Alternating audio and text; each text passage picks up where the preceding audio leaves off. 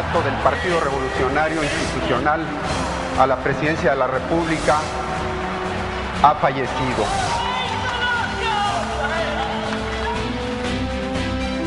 Y protesto por Colosio, por el PRI, por México.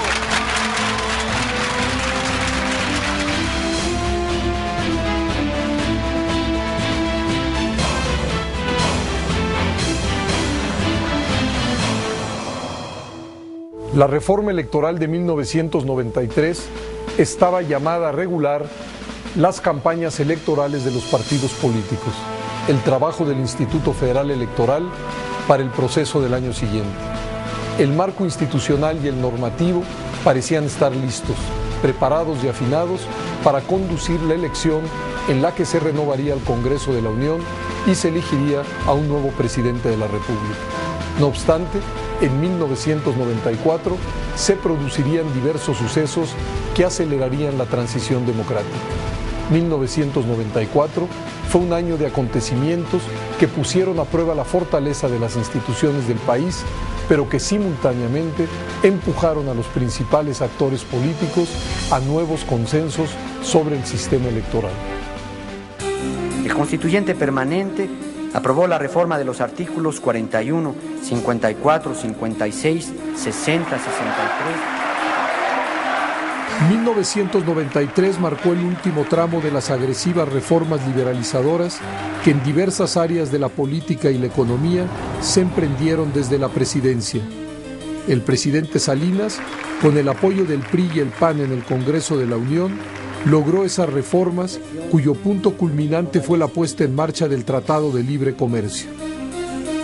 Hoy, después de arduas negociaciones e intensos debates, México ha concluido su parte en la construcción de la zona de comercio libre más grande del mundo entre naciones soberanas. Una vez aprobado el Tratado de Libre Comercio, llegó el momento en el calendario sexenal de operar la sucesión presidencial.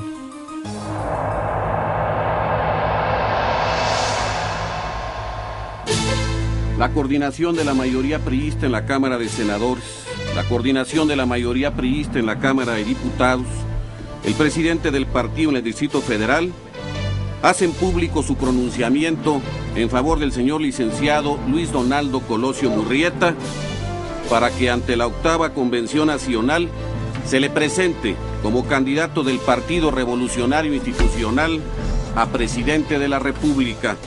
El 28 de noviembre de 1993, el PRI postuló a Luis Donaldo Colosio, quien durante el gobierno de Salinas había sido presidente del partido y secretario de Desarrollo Social.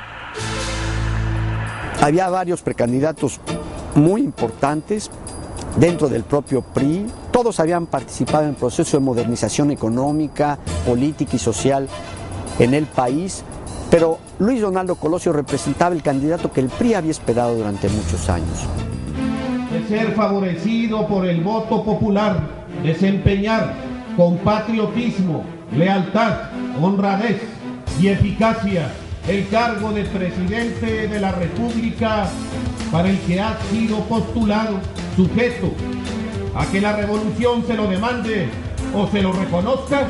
Sí, protesto. La postulación de Colosio se realizó con el apoyo de todos los sectores del PRI. Vamos, amigas y amigos, vamos a esta campaña con las propuestas de la Revolución Mexicana para nuestro tiempo, con nuestra fuerza, con nuestra organización, con orgullo, con dignidad. Vamos a ir más lejos, vamos por más progreso, vamos por el triunfo. ¡Que viva el Partido Revolucionario Institucional! ¡Que viva Carlos Salinas de Gortari! ¡Que viva México! Hacia diciembre de 1993, las fuerzas de oposición ya habían lanzado también a sus candidatos.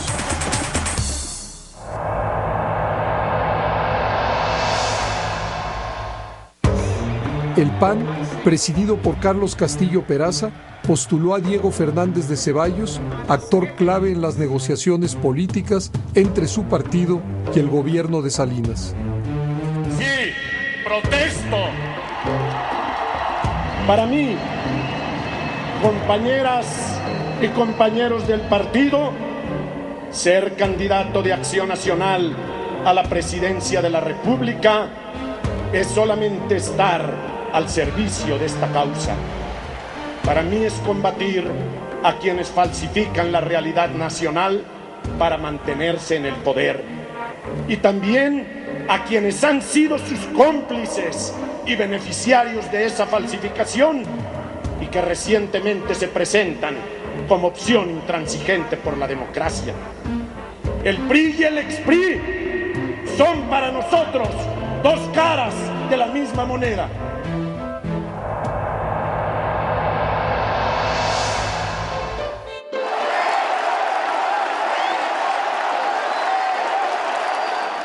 En la candidatura de Cuauhtémoc Cárdenas a la presidencia de la República.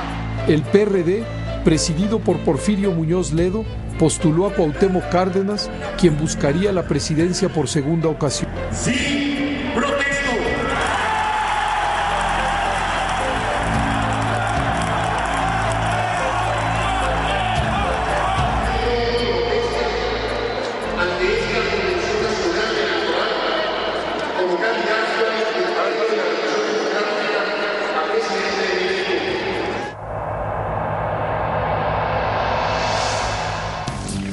En la elección de 1994 participaron otros 6 candidatos. Ciertamente había avances, pero también condiciones que impedían una contienda equitativa. Porfirio Muñoz Ledo del PRD demandó cambios al marco electoral a finales de octubre de ese año. Ciertamente, una reforma electoral amañada cerró la posibilidad de candidaturas comunes que dio vida al Frente Democrático Nacional en 1988. Impuso además restricciones que merman las ventajas políticas de las coaliciones. Incluso el candidato del PRI, Luis Donaldo Colosio, reconoció la insatisfacción y propuso medidas que ayudarían a dar legitimidad y confianza a la contienda de 1994. A través de mi partido, propondré al Consejo General del Instituto Federal Electoral la realización de una auditoría externa al padrón electoral con empresas propuestas y aceptadas por el conjunto de los partidos políticos. Estoy a favor de un grupo plural de observadores nacionales, prestigiados e imparciales, integrado con propuestas de todos los partidos, por decisión propia. Mi partido presentará en forma periódica ante la ciudadanía, ante la opinión pública, un informe del financiamiento de mi campaña.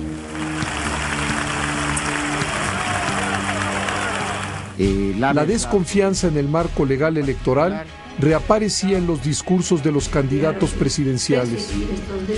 La defensa del voto debe iniciarse ya y nuestra campaña deberá promover organización y movilización para resistir a todo lo largo del proceso electoral con los instrumentos de la ley. Para mí quedó muy claro de que el mandato de la convención es una pelea frontal contra el PRI y el ex-PRI, pero fundamentalmente, decididamente, contra las estructuras de poder que impiden el paso a la democracia. A pesar de las dudas, los candidatos estaban listos para iniciar la contienda política. El nuevo andamiaje electoral, creado para evitar episodios como el de 1988, sería puesto a prueba. Sin embargo, un acontecimiento estaba por sorprender al país y al mundo entero y llevaría al gobierno y a las fuerzas políticas a pactar, en condiciones dramáticas, una nueva y más profunda reforma electoral.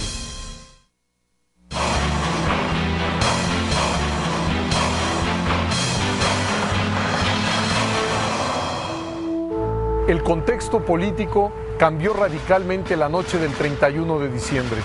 Un levantamiento armado en Chiapas estalló el primer minuto de 1994, día en que entraba en vigor el TLC. El denominado Ejército Zapatista de Liberación Nacional declaraba la guerra al gobierno mexicano.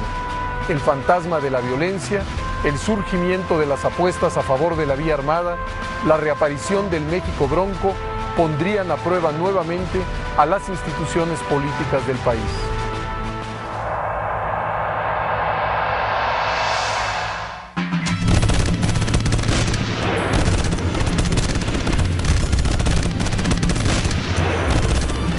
El Ejército Zapatista de Liberación Nacional estaba conformado por cuadros de la izquierda radical que habían logrado construir una base social en comunidades indígenas muy pobres de Chiapas. Hoy se inició la guerra, la revolución, aquí en la ciudad de San Cristóbal de las Casas, Chiapas. Por lo tanto, y conforme a esta declaración de guerra, damos a nuestras fuerzas militares del Ejército Zapatista de Liberación Nacional las siguientes órdenes. Primero, avanzar hacia la capital del país, venciendo al Ejército Federal Mexicano. El EZLN se oponía al gobierno de Salinas y asumía que estaban clausuradas las vías legales y pacíficas. Somos millones y llamamos a todos nuestros hermanos a que se sumen a este llamado como el único camino para no morir de hambre ante la ambición insaciable de una dictadura de más de 70 años, encabezada de una camarilla de traidores que representan a los grupos más conservadores y vendepatrias. Una región del estado de Chiapas ha sido afectada por la violencia. Profesionales de la violencia, nacionales y un grupo extranjero, ajenos a los esfuerzos de la sociedad chiapaneca, asestaron un doloroso golpe a una zona de ese estado y al corazón de todos los mexicanos. Este no es un alzamiento indígena, sino la acción de ese grupo violento, armado en contra de la tranquilidad de las comunidades, la paz pública y las instituciones de gobierno. Es una acción en contra del interés nacional. Este grupo armado está en contra de México. La población mayoritariamente indígena que compone este movimiento, estar ahorita en la cabecera de Oquisingo, donde tomamos la radioemisora XCOC, y en el municipio de Altamirano y en el municipio de Margaritas verían lo mismo.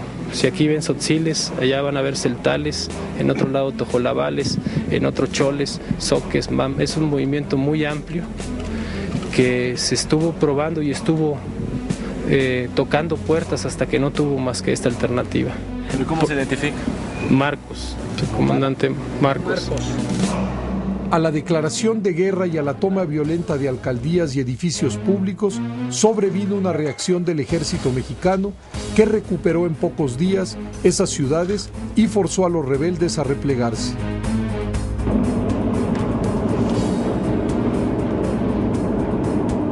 Las imágenes de indígenas, guerrilleros, civiles y soldados muertos dieron la vuelta al mundo y sacudieron el ambiente político durante las primeras semanas de enero.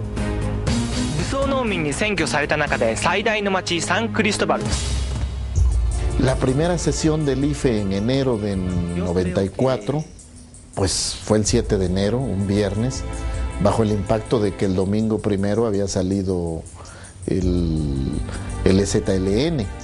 Fue una sesión tensísima. Algunas franjas de la sociedad y algunos grupos políticos vieron como legítimas las demandas planteadas por el EZLN.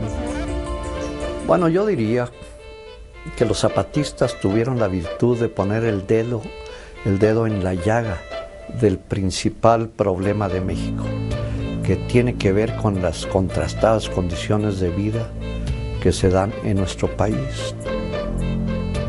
Representó una manifestación muy clara de una crisis muy profunda, de marginación de sectores importantes de la población, de incumplimiento de compromisos, de represión política. El EZLN significa una de las grandes aportaciones, ¿no?, al planteamiento de las luchas no solo de los pueblos indios, ni solo de los campesinos, ni solo de los trabajadores o de las capas medias, sino del conjunto social, ¿no?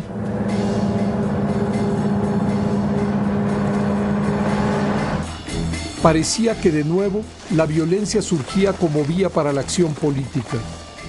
La aparición y el avance inicial del ZLN un poco vino a justificar esas ideas de que todavía la violencia puede ser una aportación en las rutas democráticas.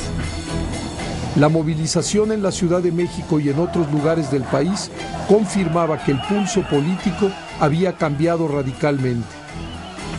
El hecho impactó en muchas esferas de la vida pública nacional, lo mismo en la economía que en la política. En Los Pinos crecían las tensiones sobre la manera de enfrentar la crisis, que provocó también de nuevo la división del gabinete en los dos grupos de siempre, quienes decían acabemos de una vez por todas con el zapatismo, liquidémoslos, y quienes decíamos vayamos a una solución política. Unos días después del levantamiento, el gobierno de Salinas declaró una tregua unilateral y su intención inmediata de establecer negociaciones de paz con el ZLN. Las decisiones políticas empezaron a tomarse. Enviaré una iniciativa de ley para otorgar una amnistía general a todos los participantes en los hechos de violencia que afectaron varios municipios del estado de Chiapas. El gobierno anunció una ley de amnistía y nombró a Jorge Carpizo secretario de Gobernación y a Manuel Camacho Solís comisionado especial para buscar la paz en Chiapas. El presidente Salinas me designó secretario de Gobernación el 10 de enero de ese año. De inmediato empecé a platicar con los presidentes de los partidos políticos y con los candidatos presidenciales, con todos, pero claro que el diálogo fue más intenso con los de los tres partidos más grandes. El presidente quería que yo lo hiciera bajo una figura muy institucional, muy encuadrada, como la de la Comisión Nacional de Derechos Humanos. Yo le dije que no, y porque además yo tenía que tener una enorme flexibilidad para poder moverme con total libertad con las asociaciones civiles, los grupos de derechos humanos, la sociedad civil que estaba participando, y que si yo tenía cualquier restricción de ser funcionario de gobierno no lo iba a poder hacer. Posiblemente el gobierno quiso evitar que la inconformidad social y económica que estaban en el origen del levantamiento zapatista se sumara a la inconformidad política por las condiciones de la competencia electoral. El gobierno del presidente Salinas comenzó a trabajar en dos vertientes: hacia el ZLN y simpatizantes mediante el diálogo encabezado por Manuel Camacho, y hacia los partidos de oposición, principalmente el PAN y el PRD, a través de pláticas con vistas a una nueva reforma electoral. El levantamiento del ZLN y la búsqueda de la paz opacaron el arranque de las campañas presidenciales. Los medios de comunicación atendían más el diálogo de paz que las campañas. Mientras se desarrollaba la negociación en Chiapas, el gobierno tomó previsiones en el frente económico. El secretario de Hacienda, Pedro Aspe, trató de contener las reacciones negativas de los mercados. El comisionado Camacho Solís y el ZLN concluyeron las pláticas el 2 de marzo de 1994 con 32 compromisos para una paz digna.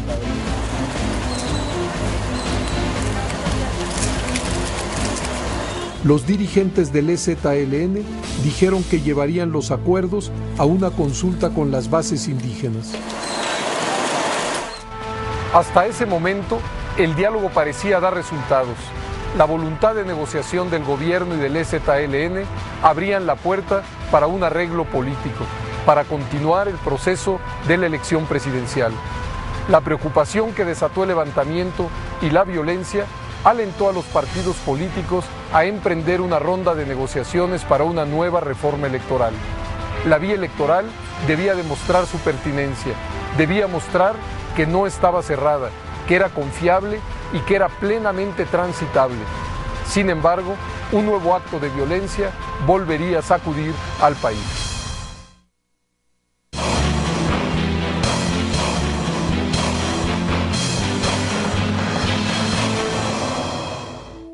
El año electoral de 1994 inició bajo un clima de violencia e incertidumbre política.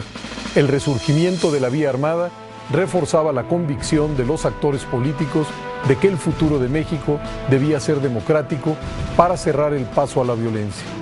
Era el momento de actuar en consecuencia y hacia esa dirección apuntaban los acuerdos entre los partidos.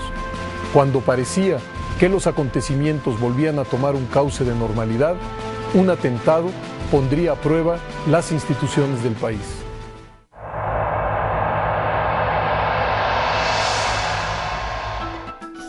El último año de Carlos Salinas pues fue desastroso. Es como si los hados se hubieran volteado contra él. Después de 5 años de éxito, le toca un 6º año pues terrible. La rebelión zapatista, los asesinatos políticos, todo lo que sabemos. En respuesta al clima de violencia e incertidumbre provocado por el alzamiento en Chiapas, se multiplicaron las voces que llamaban a profundizar el proceso democratizador. Una de esas voces fue la de un grupo plural de ciudadanos que convocó a los candidatos presidenciales a firmar los 20 compromisos por la democracia. Se trataba de compromisos que fueron incorporados voluntariamente a las plataformas de campaña y después a los programas de gobierno. Entonces, una agenda en donde nos pusimos de acuerdo. Algunos de esos temas son muy generales, no eran situaciones de carácter específico, pero que iban dando una orientación y una guía al proceso de democratización del país, y que a partir de esa conformación plural nos ponemos de acuerdo para hacer una agenda de los 20 minimorums para que tuviéramos los pasos a dar en el proceso electoral que estaba enfrente de nosotros. Por su parte, el gobierno de Salinas y 8 de los 9 candidatos a la presidencia firmaron el 27 de enero de 1994 el Acuerdo Nacional por la Paz, la Justicia y la Democracia. Se trataba de contribuir a generar un clima de paz y confianza al proceso electoral en curso. Ahí, en el seno de los partidos, se logró un acuerdo extraordinario donde las 3 principales fuerzas políticas del país, el PRI, el PAN y el PRD, se pusieron de acuerdo para culminar el proceso de reforma electoral en México. Quien nos busca es el entonces comisario para la paz, Manuel Camacho. Me dice, el presidente quiere una Moncloa mexicana, el famoso pacto de la Moncloa. Una transición en serio, qué bueno. ¿Cómo le estará llegando la lumbre a los aparejos? Pensé. Entonces se fue a ver a Diego Fernández, se fue a ver a Cuauhtémoc, etcétera. Al día siguiente estábamos reunidos. ¿Qué hacemos? Una negociación a fondo sobre el sistema electoral y una reforma del Estado. A finales de enero, exactamente 17 días después de mi nombramiento, se estaba firmando un pacto por la paz y por una reforma política que asegurara la imparcialidad de las elecciones. Se dieron las negociaciones que la gente llamó de Barcelona porque eran en una calle de ese nombre, y lo único que puedo decir es que se hicieron muchísimas reformas. Este acuerdo sentó las bases de la reforma electoral de 1994. El gobierno teme que la elección de 1994 se vaya a salir de control, precisamente porque el PRD no está avalando ni la legislación electoral ni a la autoridad electoral. Y por eso viene la reforma muy precipitada de 1994, que ya podemos considerarla dentro de otra etapa de las reformas electorales, en donde ya podemos hablar de reformas claramente democráticas. Pero mientras las fuerzas políticas dialogaban, ocurriría un evento que conmocionaría la vida política nacional. Y qué bueno que como primer evento en esta jornada de trabajo, la primera de varias que me propongo realizar por Baja California, sea aquí, en Lomas Taurinas. ¡Vamos a ganar! ¡Vamos a ganar! Porque nos estamos preparando sabemos lo que es la competencia política. Nosotros no le tememos a la competencia política. Lo que sí rechazamos es la incompetencia política. ¡Que viva Baja California! ¡Que viva Tijuana! ¡Que viva la Organización Popular! ¡Que viva el PRI! ¡Que viva México!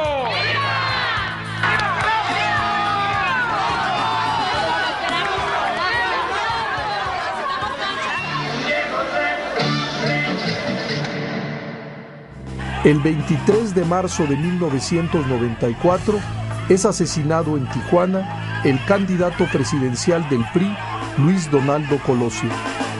Con profunda pena me permito informarles que a pesar de los esfuerzos que se realizaron, el señor licenciado Luis Donaldo Colosio, candidato del Partido Revolucionario Institucional a la presidencia de la República, ha fallecido. Lamento decirte, Talina, y decirle a todo el pueblo de México que la presidencia de la República confirma que ha muerto Luis Donaldo Colosio, candidato del PRI a la presidencia. Hace unos momentos se ha cometido un acto infame contra el licenciado Luis Donaldo Colosio. Es un acto que nos duele entrañablemente. Para mí, en lo personal, es un hecho muy doloroso por tratarse de un mexicano entrañable. Para él y para su familia, todo mi afecto y mi cariño. Fueron momentos muy difíciles, muy trágicos, porque además del dolor personal que representó la muerte de Donaldo Colosio, el país entró en el riesgo en ese momento de una crisis política y económica.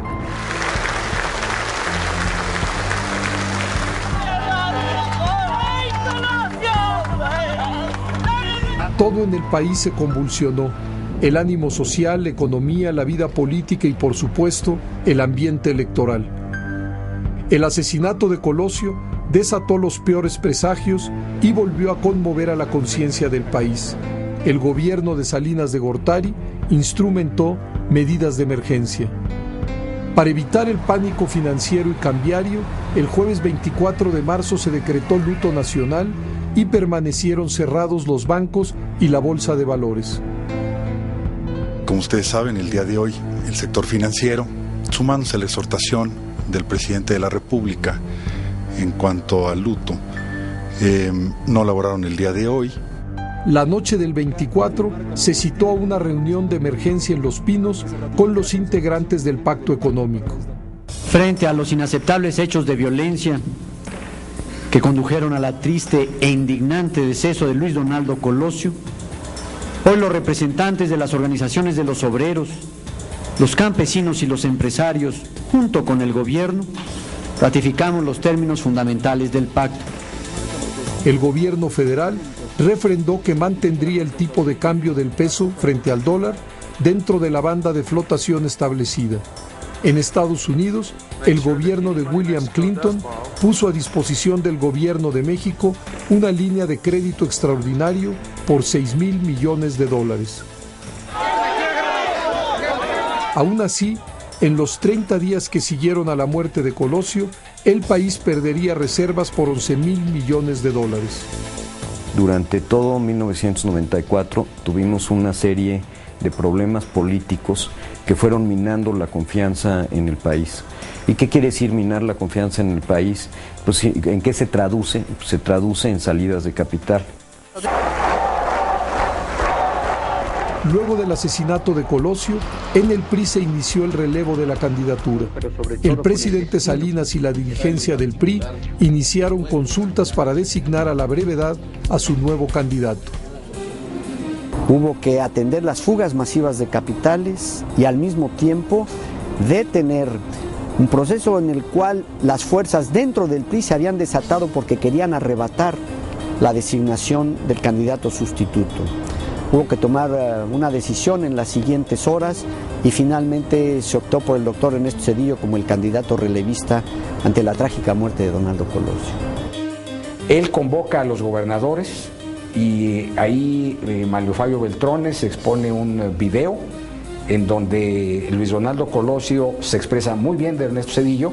Entonces, se juntan los dos elementos, que Zedillo tenía la disponibilidad constitucional de poder aspirar a la candidatura a la presidencia de la República y que las frases elogiosas de Colosio hacia Zedillo indujeron, vía Salinas, que el candidato sustituto fuera Zedillo.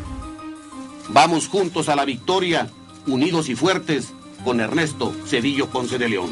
Tras 6 días de especulaciones, el 29 de marzo de 1994 fue postulado como candidato sustituto el coordinador de la campaña de Colosio, Ernesto Zedillo Ponce de León, quien además había sido secretario de Programación y Presupuesto y de Educación en el gobierno de Salinas. Sí protesto por Colosio, por el PRI, por México. Ernesto Zedillo inició su campaña política en medio de la zozobra y la incertidumbre.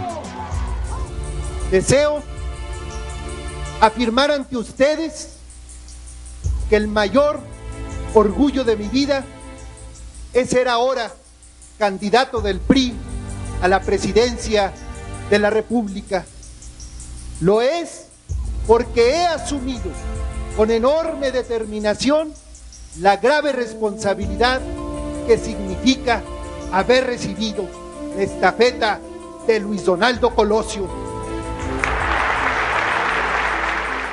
La nominación de Ernesto Zedillo se da en una atmósfera en la que había un reclamo generalizado, una demanda, una exigencia de justicia para aclarar la muerte de Luis Donaldo. Ser sustituto de un candidato ejecutado, en principio, no debe ser fácil para nadie. Una nueva ola de incertidumbre obligó al gobierno y a la oposición a intentar inyectar confianza en el proceso electoral. En medio del luto nacional por el asesinato de Colosio, el gobierno de Salinas y los partidos políticos reaccionaron de manera responsable. Los mecanismos de negociación se intensificaron, estableciendo una mesa permanente para buscar acuerdos. De ahí habría de surgir una nueva reforma electoral, una de las más completas hasta entonces.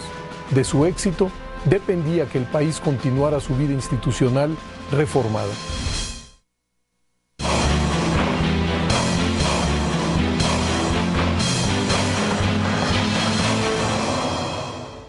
El asesinato de Colosio obligó al gobierno y a los partidos a hacer de la necesidad virtud, es decir, a convertir la desgracia en un acicate para la democratización de la vida del país. Contrarreloj, los actores políticos debían actuar para apuntalar la estabilidad política y económica. Los partidos se esforzaron hasta lograr un consenso sobre el marco legal que garantizaría la realización de las elecciones generales ya en curso.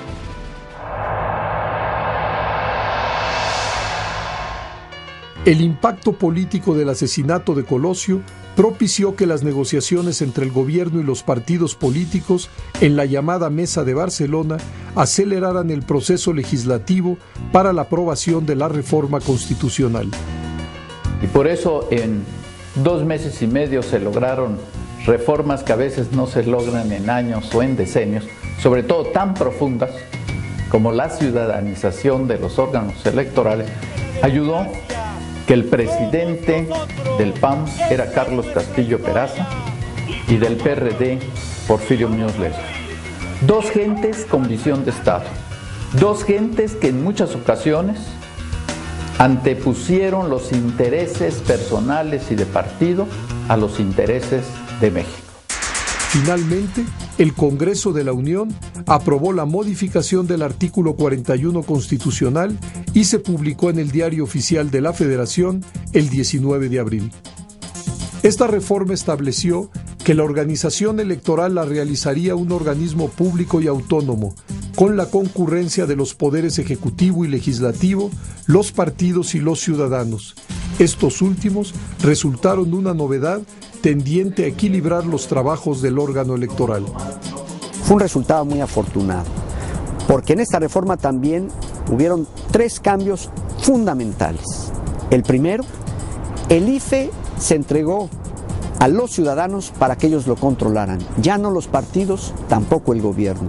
por primera vez en la historia de México, los ciudadanos controlaron el proceso electoral. La segunda reforma fundamental fue abrir los medios masivos de comunicación al debate entre candidatos. Y el tercero, gran cambio fundamental para la elección de 94, fue resultados el mismo día de la elección. Mediante los mecanismos de cuenta rápida o encuestas de salida de las casillas. La reforma constitucional de 1994 estableció la figura de los consejeros ciudadanos en todos los órganos colegiados del instituto. Es decir, fue un paso importante en la llamada despartidización tanto del Consejo General del IFE como de los consejos locales y distritales. Con ello, se fortalecía la imparcialidad en su labor. El principal ingrediente de esa reforma fue el proceso que se llamó de ciudadanización del Instituto Federal Electoral. En el caso del Consejo General, los consejeros serían elegidos por el Congreso, pero ahora a propuesta de los distintos grupos parlamentarios y ya no del presidente de la República. Se crea nueva realidad. Cuando cambia magistrado por ciudadano, cambia la manera de representar a aquel individuo que asume funciones de Estado y que va a garantizar que el voto y la preferencia ciudadana van a ser cuidados por un igual, por un alguien que tiene la misma condición del votante, la condición de ciudadano. Fue una reforma a medias, ya que se mantuvo el poder del presidente de la República representado por el secretario de Gobernación. El secretario de Gobernación tenía una capacidad determinante para convocar a las sesiones del Consejo General del Instituto Federal Electoral y concentraba tanto poder que constituía propiamente la mayoría de uno, en el sentido de que podrían estar reunidos los otros 10 miembros del Consejo General con derecho a voto, pero si no estaba presente el secretario de Gobernación que lo presidía, no había posibilidad de sesión. Después de un intenso debate legislativo, el Congreso de la Unión modificó el COFIPE. Esas reformas fueron publicadas en el Diario Oficial de la Federación el 18 de mayo. Recordemos que la elección presidencial se realizaría el 21 de agosto, apenas 3 meses después. En la nueva integración del Consejo General del IFE, continuaban el secretario de Gobernación como presidente del Consejo y los 4 representantes del Poder Legislativo. Los representantes de los partidos políticos tendrían voz, pero ya no voto. Por ello, el voto de los 6 consejeros ciudadanos sería mayoría. Los primeros consejeros ciudadanos del IFE fueron Santiago Krill Miranda, Miguel Ángel Granados Chapa, Fernando Certuche Muñoz, José Agustín Ortiz Pinchetti y Ricardo Pozas Orcasitas. Tuve el honor de ser el 6º miembro de ese consejo. Entonces se invitó a 6 consejeros ciudadanos a raíz de los acuerdos o de los pactos de Barcelona. Me tocó ser uno de esos 6 que llevamos un aire fresco a la autoridad electoral, una visión propia de un ciudadano común que ve las cosas de otra manera que los funcionarios y sobre todo los funcionarios de gobernación de aquella época. Entonces el resultado fue pues eso, la ciudadanización del proceso electoral a raíz de los acuerdos de Barcelona en 1994. Algunos de los acuerdos logrados entre el gobierno federal y los partidos políticos no necesitaron reformas legislativas. El papel de esos acuerdos era dar mayor garantía a los partidos de que las elecciones de 1994 se realizarían en un ambiente de imparcialidad, legalidad y transparencia. Por ello, en el seno del Consejo General del IFE se tomaron medidas adicionales que fueron factor de certidumbre. Y yo sostuve durante mi gestión que a exceso de suspicacias había que tener exceso de garantías. Y nos tocó construir la credibilidad de los procedimientos, buscar el líquido indeleble, establecer los funcionarios de casilla no por designación que pudiera favorecer a un partido político, sino por doble insaculación, los métodos de capacitación, el primer programa de resultados electorales preliminares y los primeros conteos rápidos a cargo de la autoridad electoral.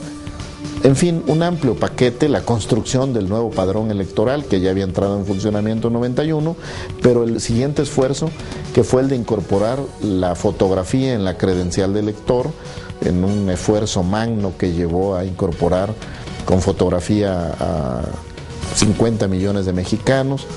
La reforma electoral de 1994 también amplió la participación de los observadores nacionales y por primera vez se aceptó la observación internacional bajo la figura de visitantes extranjeros. Se hicieron una serie de ajustes en la legislación y se permitió que los observadores internacionales que habían estado en otros lugares del mundo observando procesos de transición vinieran a México y observaran las elecciones. Obtuvimos el apoyo de 500 organizaciones en todo el país y el día de la jornada vinieron 900 observadores, 450 de ellos invitados por Alianza Cívica, y el día de la jornada electoral movilizamos de manera coordinada en todo el país 40,000 voluntarios. El contexto político, pero sobre todo el proceso electoral, necesitaba un entorno de confianza y certidumbre. Los estudios de opinión y los conteos rápidos contribuyeron a generar esa confianza. Los conteos rápidos siempre generaron al principio mucha desconfianza y después de ahí se fueron generalizando. Yo creo que toman carta de naturalización 1994, cuando prácticamente son los que determinan y consolidan el anuncio de resultados y la credibilidad en la elección, y a partir de ahí se hacen permanentemente, ¿no? Para contrarrestar la incertidumbre y la desconfianza provocada por la violencia, era fundamental refrendar la viabilidad y la limpieza del proceso electoral. Sin esa profesionalización de los órganos electorales en nuestro país, los conflictos por la organización de las elecciones y sobre todo los conflictos políticos por el resultado de las elecciones y la legitimidad social de los gobernantes hubieran sido muy complejos en este país. Se buscaba validar la lucha política legal y al mismo tiempo exorcizar a la violencia. El nuevo marco legal electoral estaba listo para ponerse a prueba. La vida política del país parecía encontrar un cauce. La contienda electoral volvió a ocupar el centro de la atención pública. La reforma electoral de 1994 fue la respuesta política a la amenaza de las armas y la violencia y un nuevo eslabón en la transición democrática. En el camino hacia las elecciones presidenciales del 21 de agosto de ese año, el país experimentó interesantes novedades en las campañas presidenciales.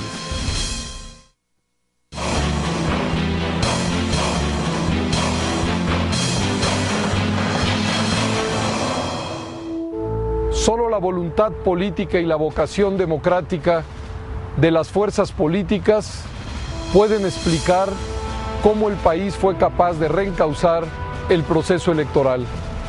Se trató de un esfuerzo mayúsculo que generó reformas que impactaron al país más allá de la coyuntura. Como muestra de civilidad y normalidad democrática, el debate entre los candidatos llegó a los medios.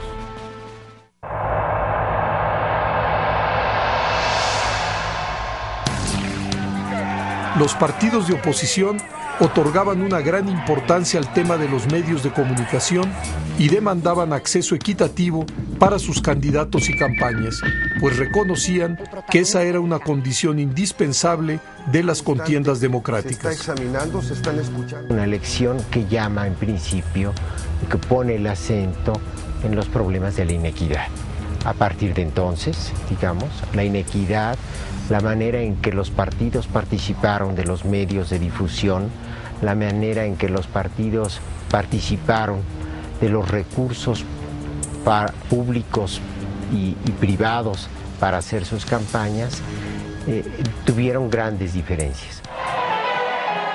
Partidos políticos y gobierno alcanzaron una serie de acuerdos en esa materia. La autoridad electoral, a través de unos lineamientos, intentó inducir, aunque solo fuera a manera de recomendación, un comportamiento equilibrado de los medios. El 11 de mayo, los candidatos presidenciales de los partidos con menor fuerza electoral participaron en el primer debate televisivo. Claro que era una novedad fuera de los países anglosajones, donde hay una gran tradición oral y donde los debates se remontan al debate de Kennedy, televisivos, quiero decir.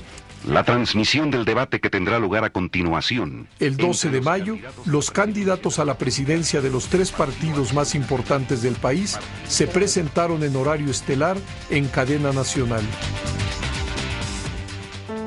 A mí me tocó organizar el debate televisivo, a mí me tocó ser el negociador por parte del ingeniero Cárdenas para fijar los términos de participación de los candidatos. Diego Fernández de Ceballos negoció por sí mismo como candidato del PAN y Esteban Moctezuma negoció por Zedillo, que era entonces candidato del PRI.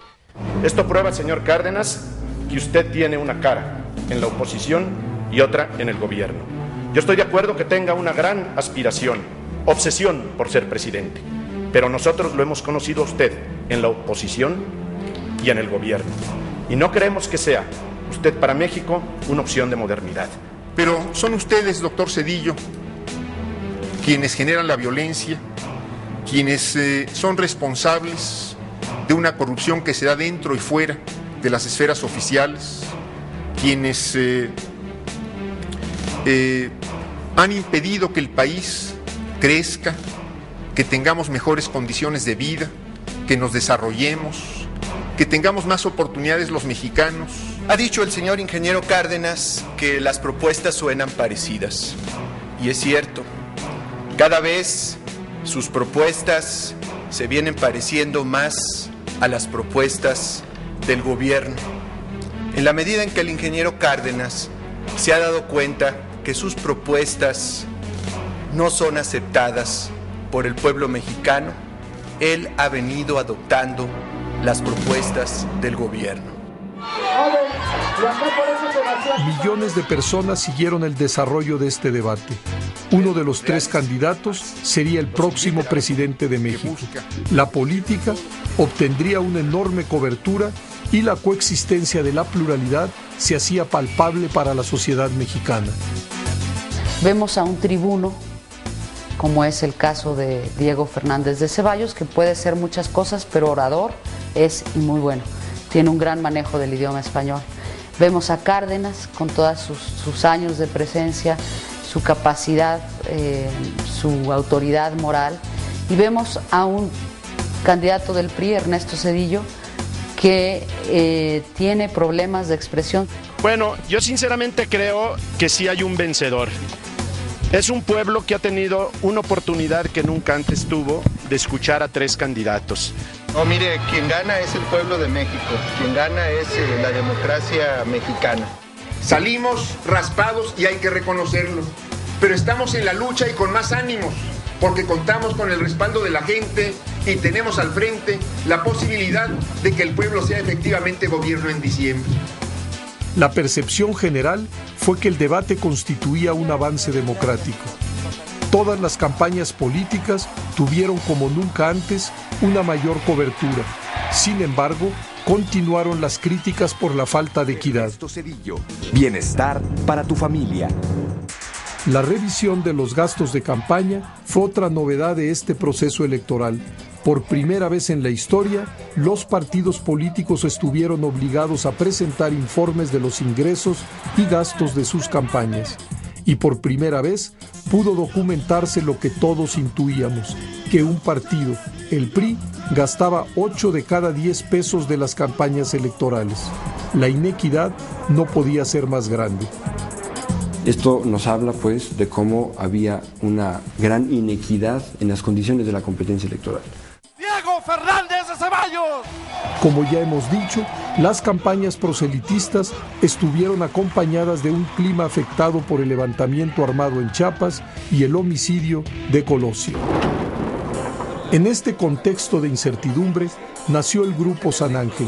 Lo integraban políticos, intelectuales y personalidades de distintas corrientes ideológicas y políticas que se reunían en una casa particular del barrio de San Ángel en la Ciudad de México. Surgió aquel Grupo San Ángel, donde realmente tuvimos la oportunidad de unirnos muchas de estas gentes, la maestra Elvester Gordillo, entre otros.